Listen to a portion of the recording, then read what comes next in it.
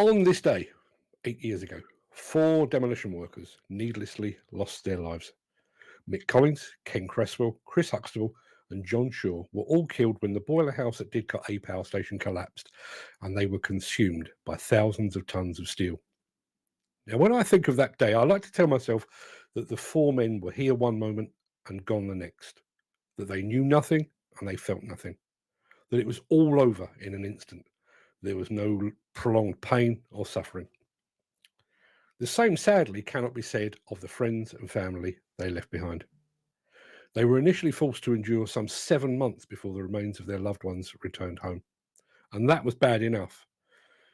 But they've since been forced to endure 8 years of an investigation that has delivered not a single finding, prompted not a single prosecution, nor provided a single ounce of closure. 8 years on, we do not know the precise cause of the accident that killed those four men. What I do know, because I know demolition, is that no one just allowed it to happen.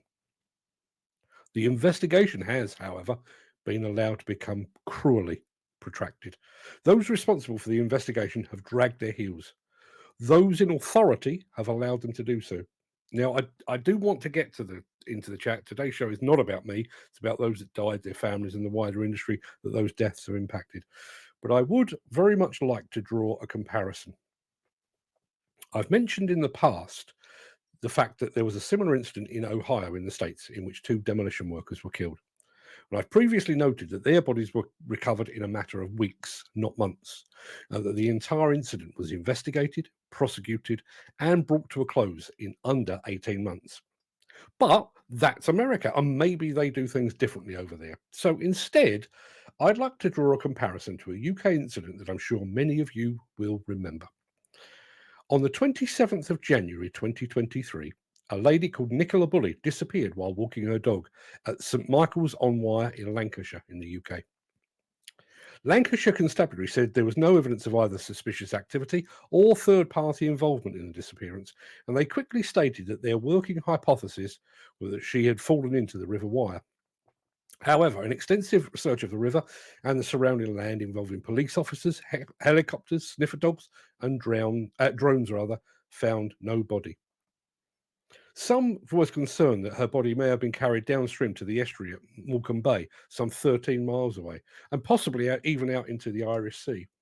However, on the 19th of February, Nicola Bully's body was found in the river about 1 mile downstream of St Michael's on Wyre. The inquest, which concluded in June 2023, determined that Bully's death was due to accidental drowning.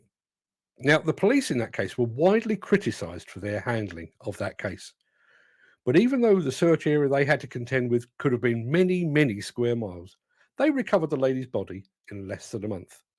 They delivered their findings in a matter of weeks, and the resulting inquest was done and dusted less than 4 months later.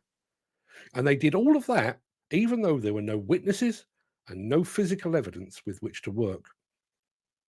Thames Valley Police and the Health and Safety Executive have thousands of tons of physical evidence and dozens, possibly even hundreds of witnesses. And yet 8 years on, they have failed to present any findings whatsoever. And while Lancashire Police were widely criticised for their handling of the Nicola Bully case, Thames Valley Police seems to have been given a free pass over Didcot.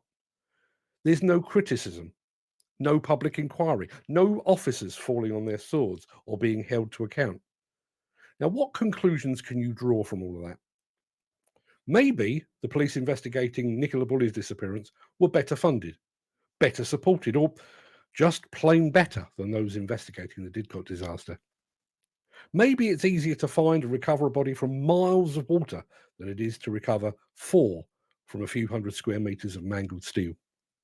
Or you could, like me, conclude that if you want an accident investigated quickly and the findings to be published just as fast, it's better for the victim to be an attractive, blonde, female financial advisor and not a demolition worker. As they have done with each passing anniversary, Thames Valley Police have issued a statement to coincide with the 8th anniversary. As we've come to expect, it says a lot while saying basically nothing at all. But I will read it very quickly for you now.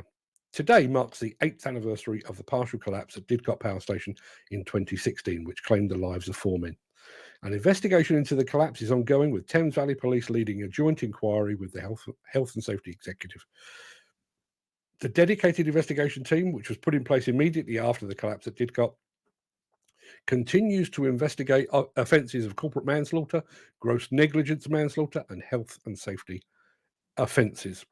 Ben Snuggs, Deputy Chief Constable of Thames Valley Police, said, "As always, our thoughts remain with the families of Mick Collins, Ken Cresswell, Chris Huxtable, and John Shaw following the loss of their loved ones. Thames Valley Police, together with the Health and Safety Executive, remains totally committed to rigorously investigating the collapse, and I'm very conscious of the time it's taking to investigate those circumstances. We maintain regular contact with the families and continue to provide updates and support through our dedicated family liaison officers and investigations team. This investigation is significant and complex, with vast amounts of witness, digital and physical evidence, and we continue to make good progress with further suspect and key witness interviews. We are also in close liaison with the Crown Prosecution Service and continue to provide appropriate updates to key stakeholders and interested parties. It is our responsibility and duty to investigate thoroughly, following all reasonable lines of inquiry, and we will do everything we can to provide answers to the to the families." And I'm pretty sure that's basically what they said last year and the year before. And the year before that, and the year before that. The National Federation of Demolition Contractors has also issued a statement. It's only one paragraph in length, but I'm not going to read it, mainly because it seems to be worded primarily to avoid upsetting the HSE, with whom they spent most of 2023 all cozy and nice.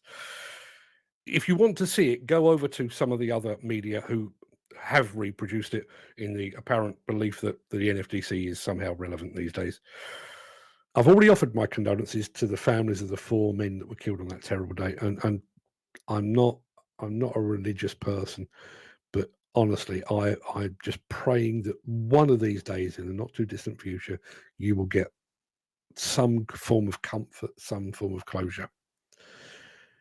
I've spoken endlessly about the impact that this day has had on this industry of ours. So I'd like to finish the show with a message to the men and the women of Thames Valley Police and the Health and Safety Executive.